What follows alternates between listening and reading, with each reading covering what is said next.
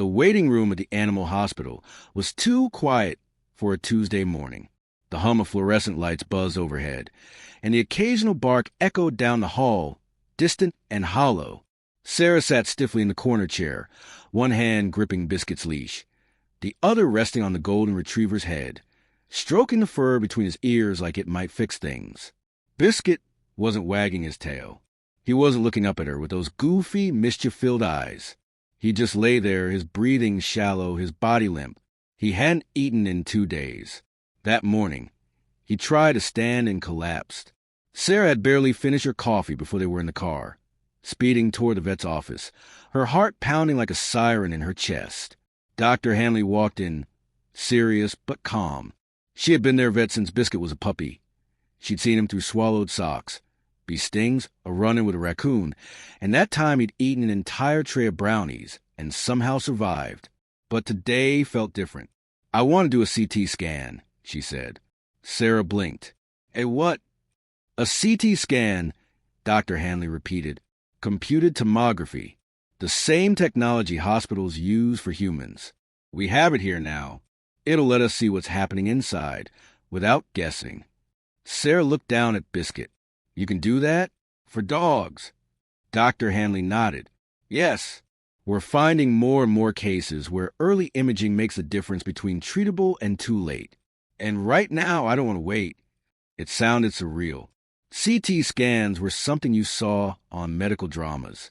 A spinning machine, doctors in scrubs, human patients lying perfectly still. Not dogs. Not her dog. And yet here they were, standing on the edge of what used to be science fiction. Minutes later, Biscuit was being wheeled into the imaging suite. Sarah followed to the door and watched as a technician gently lifted him onto the table. His tail gave a single thump, like a goodbye or a promise. The machine whirred to life, a soft mechanical sound that filled the hallway as Sarah was ushered back to the waiting room. She sat down, staring at nothing, everything. Her mind flashed through the years and fast forward. Biscuit splashing through puddles as a puppy, barking at the vacuum like it owed her money, curling up beside her through 2 breakups in one long, brutal winter. He was more than a pet. He was part of her, the steady rhythm in the chaos.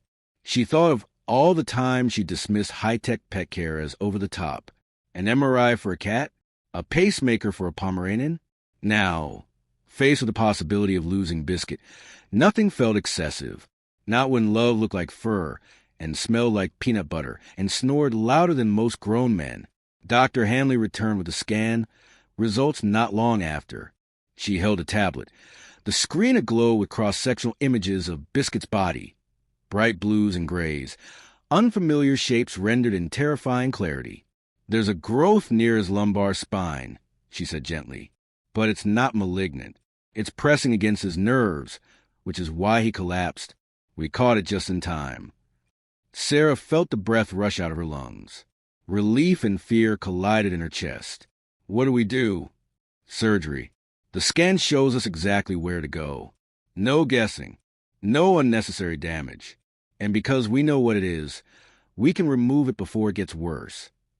In the days that followed, Sarah became part nurse, part cheerleader. Biscuit came home groggy but wagging. She built him a ram from the porch, slept on the floor beside him the first few nights, hand-fed him chicken and rice when nothing else tempted him. And slowly, day by day, he came back. First the tail wags, then the guilty looks after stealing a sock, then the bark at the neighbor's cat. Sarah cried the first time he rolled over for belly rubs again. She started telling people the story. Friends, co-workers, even strangers at the dog park. "They gave him a CT scan," she'd say, watching their eyebrows lift. "Yeah, like the real kind. Saved his life." Every time, someone would say, "I didn't even know that was possible." But it was, and it is. The landscape of pet care is evolving faster than anyone expected. Veterinary medicine is no longer confined to thermometers and x-rays. Now, it's full of digital imaging, robotic surgery, AI-driven diagnostics, and real-time blood analysis.